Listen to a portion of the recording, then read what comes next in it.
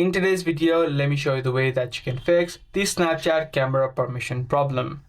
Now, the first thing that you can do to solve this issue is to make sure that the camera permissions inside of Snapchat is allowed. So to ensure that, tap and hold the app of Snapchat, head over to this eye icon. Once you're inside, head over to permissions and make sure that the camera option is set to allow. If this was not set to allow, this is the exact issue that you're facing. So once you enable this, you should be able to fix this issue. But however, if that still fails, then what you can do is close the app of Snapchat from the recent app list and then try to restart your phone. Restarting your phone helps to fix any sort of glitches which might be causing the issue.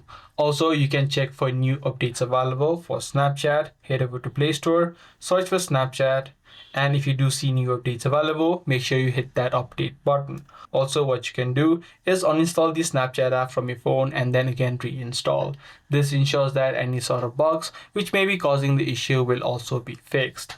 If this guide video was helpful to you, be sure to subscribe. That's going to be all for today. I'm going to see you in the next video.